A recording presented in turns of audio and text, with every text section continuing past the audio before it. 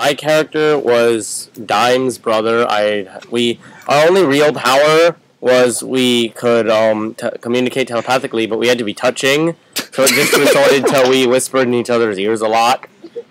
So I spent the most of the game guarding Adrian in the barn, but my high point of the game was which I decided my other power was that since we didn't age, we did everything a lot better than other people because we'd been doing it for 80 years or whatever. And so I was playing soccer with him, and it felt really empowering because after I mentioned that, I did a nutmeg, which is like the only time I've ever intentionally done that, ever. So I dribble it between their legs, run, and get it on the other side. And you go like that. And then I cheated. Yeah, then he froze me. I wanted it. Bastard.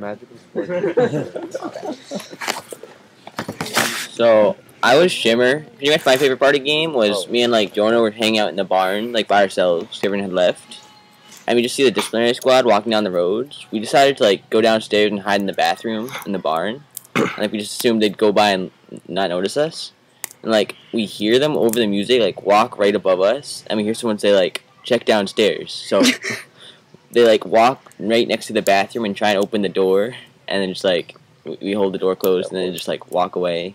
It was like really scary. It was pretty cool. I'll find you. All Go, right. Julian. I was Sylvius Carter, the alcoholic history teacher. I didn't particularly like any students except for Rowan and Trevor, and I was really drunk.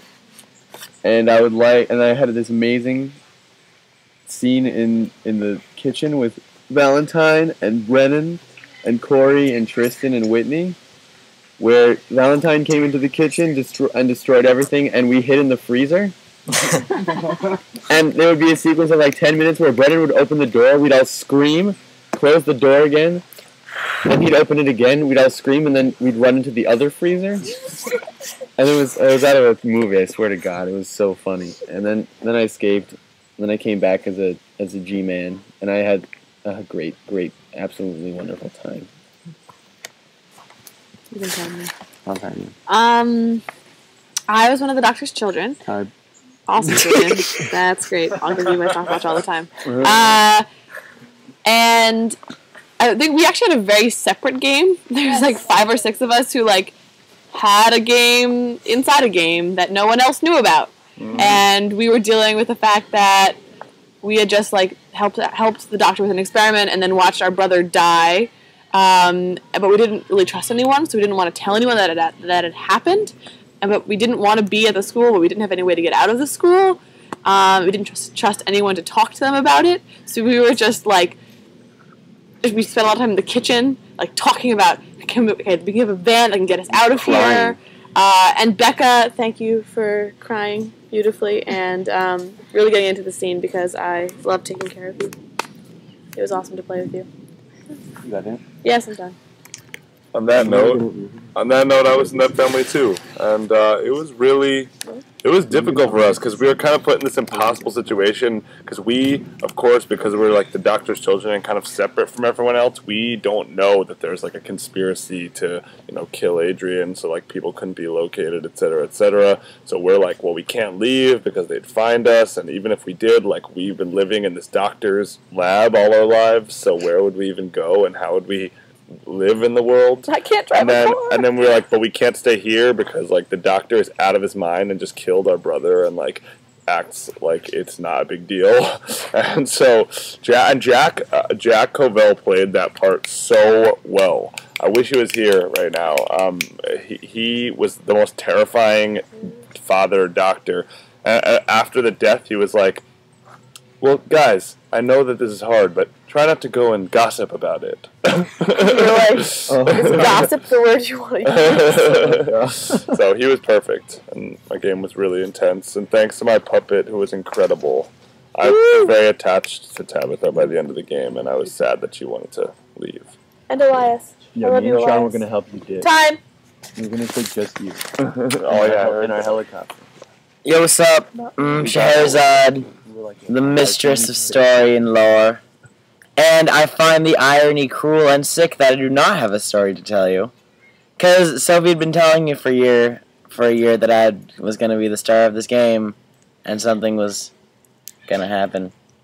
But who knows? But my game was, 70% of it was sitting, getting bug bites and poison ivy in the cemetery. Thinking about, hearing only through what was coming by Greg's cell phone what was happening in game. Because we were stuck. We knew that there was a list of names, and that if we went out, we would get instantly slaughtered by the Punisher. There was a list. But it didn't have you on it. It didn't have us on it, but we didn't know how long that would last. So, basically, for me, this was a horror game. Never know when a DS was going to, find our names and burst in there and kill us all. Time. So that was a bummer. So, I was Smokescreen, one of the Goodwill kids, which meant I was supposed to be optimistic, but my character really was more along the lines of pessimistic. But the only thing that kept me motivated and alive and stuff was the fact that my character was dating Sybil, Penny's character. And because of that, I actually had a reason to do anything. Otherwise, my character would have probably just walked out of the English class and just killed himself because he was just so pissed off at everything. And Yeah, you're a jerk. Yeah. You're a spirit kid. so yeah, I don't really have a particular story to tell. It was just overall amazing.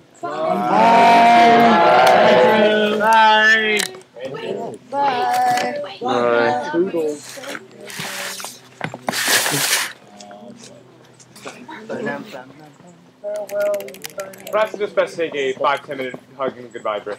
5-10 minute hug goodbye break? Yeah. No, five